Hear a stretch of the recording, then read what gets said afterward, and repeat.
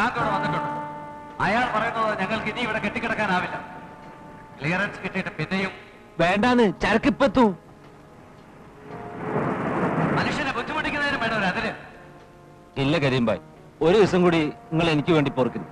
അതിൽ എന്ത് നഷ്ടം വന്നാലും ഞാൻ തരാം.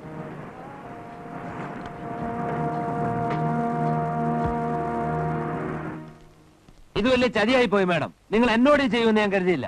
ഞാൻ എന്ത് ചെയ്തെന്നാ? സാധനം നിങ്ങൾക്ക് എത്തിച്ചു തരാൻ സഹദേവനെയാണ് ഏൽപ്പിച്ചത്. അയാൾക്ക് എന്ത് പറ്റിയെന്ന് അറിയുന്നില്ല. അതെ, സഹദേവനാണല്ലോ നിങ്ങൾക്ക് ഇപ്പൊ വലുത്. അനാവശ്യം പറയരുത്. ഇടുക്കിയിലേക്ക് അയാളുടെ സ്പിരിറ്റ് ലോറികൾ പോകുന്നുണ്ട്, പെർമിറ്റോടെ. അതിൽ കൊണ്ടുവരുന്നതാണ് സേഫ് എന്ന് തോന്നി. അതുകൊണ്ട് എനിക്കാണല്ലോ കുഴച്ചിൽ. കസ്റ്റംസ് ഓഫീസർ തൊട്ട് വെസൽ ബ്രോക്കർക്ക് വരെ കൈമടക്കിയാണ് ഞാൻ ആ സാധനം വായിക്കാൻ ഏർപ്പാടാക്കിയത്. ചില്ലറയല്ല നഷ്ടം. നഷ്ടത്തിന്റെ കണക്കാണെങ്കിൽ നിങ്ങൾ വരുത്തി വെച്ചത് ഓർമ്മയുണ്ടോ? പിന്നെ ഇവിടെ ഒന്ന് ഒച്ച വയ്ക്കുന്നത് സൂക്ഷിച്ചു വേണം മാഡം. അല്ലെങ്കിൽ ഇതൊക്കെ നിയന്ത്രിക്കുന്നത് ഞാനല്ലെന്നറിയാമല്ലോ. മനസ്സിന്റെ വിഷമം കൊണ്ട് പറഞ്ഞു പോയതാ മാഡം. ഗൾഫിലെ കുഴപ്പം കാരണം കുഴപ്പണം കിട്ടാനില്ല. പിന്നെ എങ്ങനെ എന്റെ ബിസിനസ് നടക്കും? ഇപ്പണിയാണെങ്കിൽ ഇങ്ങനെയും മുടങ്ങി. എന്നെ വിശ്വസിച്ച് കൂടെ നിൽക്കുന്നവർക്ക് ഞാൻ എന്ത് നിർത്തു കൊടുക്കും? പണത്തിന് വിഷമം ഉണ്ടെങ്കിൽ അത് പറയൂ. എത്ര രൂപ വേണം നിങ്ങൾക്ക്? അതുകൊണ്ട് തൽക്കാല ആവശ്യമല്ലേ നടക്കൂ. എനിക്ക് വേണ്ട നിങ്ങളുടെ പണിയാണ്. അത് ഇന്നലെ വന്ന സഹദേവനെ ഏൽപ്പിച്ച് ഇതുപോലെ എന്നെ തഴയരുത്.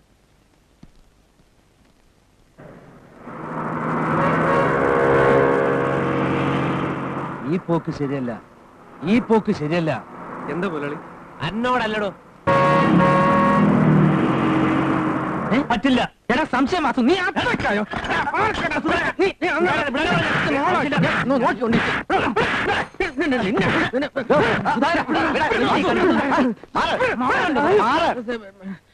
എന്താണോ ഇത്? സാർ, പേ ബുക്കിൽ സ്റ്റാമ്പ് വെച്ച് ഒപ്പിട്ടതിന് ശേഷം അവൻ പറയാൻ എന്റെ ശമ്പളം തരില്ലാന്ന്. അവനല്ല, നിന്റെ കെട്ടിയോളാ പറഞ്ഞ് കൊടുക്കണ്ടെന്ന്.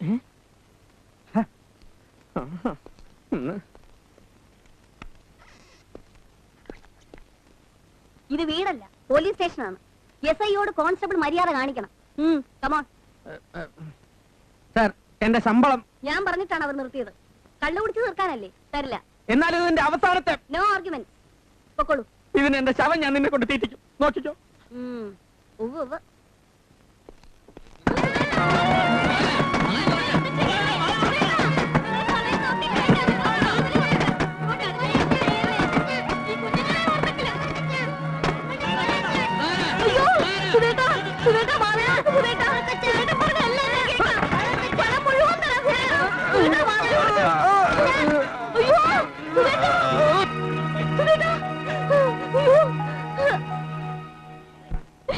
ഇയാളുടെ ശമ്പളം എനിക്ക് എന്തിനാ? നിങ്ങളുടെ വീട്ടിലേക്ക് അയച്ചു കൊടുക്കാനല്ലേ? വയസ്സായ നിങ്ങൾ അച്ഛനും അമ്മയ്ക്കും പിന്നെ ആരാ മറ്റൊരു സഹായം? കിട്ടുന്ന കാശ് മുഴുവൻ കുടിച്ചു തീർക്കും. ഈ വീടിനെ പറ്റി നിങ്ങൾ ചിന്തിച്ചിട്ടുണ്ടോ? എന്തിനെന്നെ ഇട്ടിങ്ങനെ ശിക്ഷിക്കുന്ന മനുഷ്യ?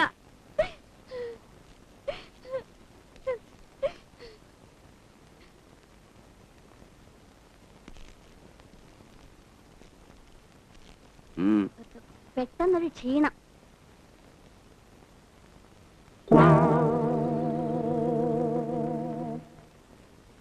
എന്താ തൊട്ടില് കെട്ടാനായിട്ട് ഇങ്ങനെ. ആർക്ക്? നിനക്കോ? അല്ല, കുട്ടിയൊക്കെ.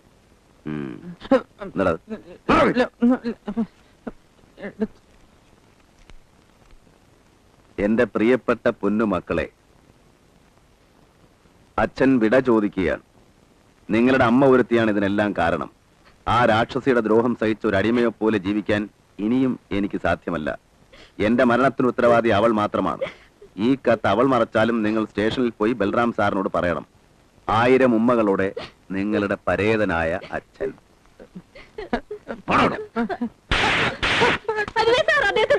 എന്തിനാ താച്ചാണ് ഇത്രയൊക്കെ സഹിച്ചിട്ട് ഈ നാറിക്ക് വേണ്ടി ഒന്ന് പോകുന്നത്? എത്രയായാലും എന്റെ പിള്ളേരുടെ അച്ഛനല്ലേ സാർ? ഇനി ഇവിടെ ഉപദ്രവിച്ച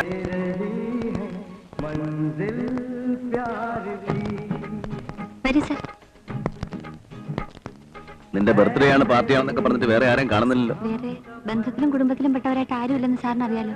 ഇരിക്കൂ സാർ. ജാനകിയമ്മേ, കഴിക്കാൻ വല്ലതും എടുക്കട്ടെ സാർ? തണുത്ത എന്തെങ്കിലും? ഈ സമയത്ത് തണുത്തതല്ല, ഹോട്ടാണ് ഞാൻ കഴിക്കാറ്. അതിപ്പോ ബുദ്ധിമുട്ടാണേ വേണ്ട, എനിക്ക് പോണം. സാർ, സാർ എനിക്കൊരു കാര്യം പറയാനുണ്ടായിരുന്നു. സാർ ഇരിക്കണം പ്ലീസ്.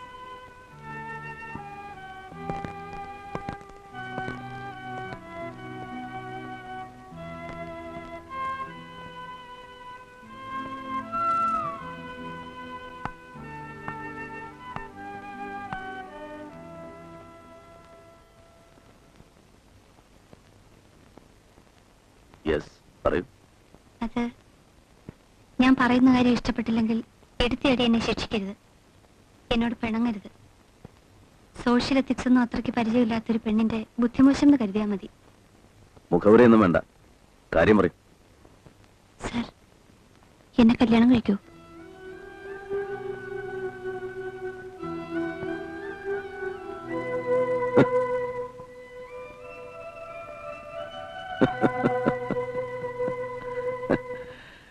നമ്മൾ തമ്മിൽ പരിചയപ്പെട്ട നിനക്ക് ഓർമ്മയുണ്ടോ? നീ എന്റെ കോട്ടേഴ്സിൽ വന്ന് ബഹളം വെച്ച ദിവസം അന്ന് എനിക്ക് തോന്നിയ നീ ഒരു വട്ടാണ്. സർ, അല്ലെങ്കിൽ ഈ ഇഡിയോട്ടിക് പ്രപ്പോസൽ നിന്റെ ഒരു അതിബുദ്ധിയാണ്? അയ്യോ അതല്ല, എന്റെ ഇപ്പോഴത്തെ അവസ്ഥയെ ഞാൻ... നിന്റെ രക്ഷയ്ക്ക് ഒരു ആണിന്റെ സഹായമാണ് ആവശ്യമെങ്കിൽ ഭർത്താവിന്റെ പദവിയൊന്നും വേണ്ട, അല്ലാതെ തന്നെ ഞാൻ സഹായിക്കാം. അതല്ല, കുടുംബം നടത്താനാണെങ്കിൽ യോഗ്യതയുള്ള ആണുങ്ങൾ വേറെ കാണും, അന്വേഷിക്കണം. അറിയാത്തൊരാളിന്റെ യോഗ്യത എങ്ങനെ നിശ്ചയിക്കും സർ? അയാൾ വരുന്നത് എന്റെ സ്വത്ത് കണ്ടോ ശരീരം മോഹിച്ചോ ആണെങ്കിൽ രണ്ടും കിട്ടിക്കഴിയുമ്പോ എന്നെ ഉപേക്ഷിക്കില്ലെന്ന് എന്താ ഉറപ്പ്? എനിക്ക് അടുത്ത് പരിചയമുള്ള ഇഷ്ടവും വിശ്വാസമുള്ള ഒരാളോടൊപ്പം ജീവിക്കാനുള്ള മോഹം കൊണ്ട് തന്നെ ചോദിക്കുക. മറ്റൊരാൾ അന്വേഷിക്കാനില്ലാത്തതുകൊണ്ടാ നേരിട്ട്. സാർ കരുതുന്ന തരത്തിൽ ഞാനൊരു എക്സെൻട്രിക് അല്ല. ആവശ്യത്തിന് വിദ്യാഭ്യാസമുണ്ട്, ആരോഗ്യമുണ്ട്, ആരെയും ഡിപ്പെൻഡ് ചെയ്യാതെ ജീവിക്കാനുള്ള സ്വത്തുണ്ട്. ഒറ്റപ്പെട്ടു കഴിയുന്ന സാറിനും ഒരു കല്യാണം ആവശ്യമല്ലേ? ആര് പറഞ്ഞു ഞാൻ ഒറ്റയ്ക്കാണെന്ന്? എനിക്കൊരു മകളുണ്ട്. മകൾ എനിക്കൊരു പ്രശ്നമല്ല. അവളെ കയ്യിലെടുത്ത് ചീപ്പ് സെന്റിമെന്റ്സ് പ്ലേ ചെയ്ത് നിങ്ങളെ വശത്താക്കാനൊന്നും എനിക്ക് ഉദ്ദേശമില്ല. അമ്മയില്ലാത്ത ആ കുട്ടിയെ നിങ്ങൾ ലാളി ചിലപ്പം വഷളാക്കിയിട്ടുണ്ട്. എന്നാലും ഞാൻ മാനേജ് ചെയ്തോളാം. മകളെ അല്ലേ പറ്റൂ, അവളുടെ അമ്മയുടെ കാര്യമോ? അമ്മയോ? സീതയെ നീ കണ്ടിട്ടുണ്ടല്ലോ, കൂടുതൽ കേട്ടിട്ടുണ്ടാവും. അന്ന് നീ പറഞ്ഞില്ലേ നാട് നീളെ വ്യഭിചരിച്ച് നടന്നവളെന്ന്. അയ്യോ സാർ, അത് ഞാൻ ദേഷ്യത്തിന്... ശരിയാ. എന്നിട്ടും ഒരു പ്രത്യേക സാഹചര്യത്തിൽ സീത എനിക്ക് കല്യാണം കഴിക്കേണ്ടി വന്നു. സഹതാപം, കടപ്പാട്, സ്നേഹം കൊണ്ടല്ല, തീർച്ച.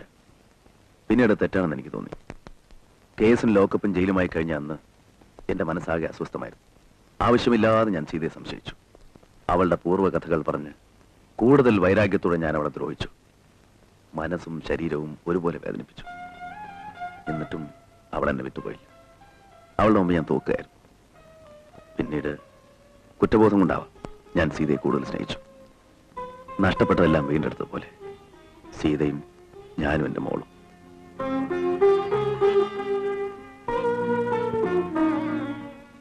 കേസിന്റെ വിധി എനിക്ക് അനുകൂലമായിരുന്നു. വീണ്ടും ഞാൻ ജോലിയിൽ ചേർന്നു. ഒരവധിക്ക് ഞങ്ങൾ ഒരുമിച്ച്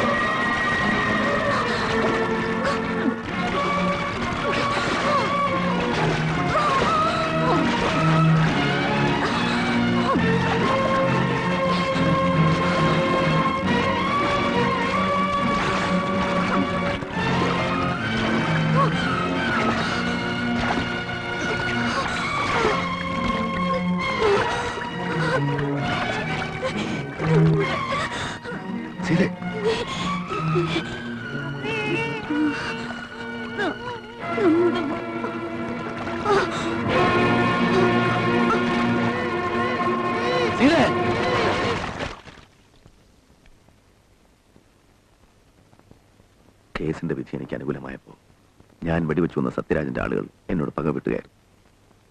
പക്ഷേ എനിക്ക് പകരം അവൾ മരിച്ചു. എന്നാലും സീത ഇന്നും എന്റെ മനസ്സിലുണ്ട്. അവളോടൊപ്പം കഴിഞ്ഞ ഓർമ്മയിൽ ജീവിക്കാനാണ് എനിക്കിഷ്ടം. ആ സ്ഥാനത്ത് മറ്റൊരാളെ സ്വീകരിക്കാൻ എനിക്കാവില്ല. പ്രീതിക്ക് എന്നോട് വിരോധം തോന്നരുത്. ഇല്ല സാർ, മരിച്ചുപോയ ഭാര്യയുടെ ഓർമ്മകളിൽ ആയുഷ്കാലം മുഴുവൻ കഴിയാൻ ഉറച്ച പുരുഷനോട് ഒരു സ്ത്രീക്കും വിരോധം തോന്നില്ല. I admire you more sir.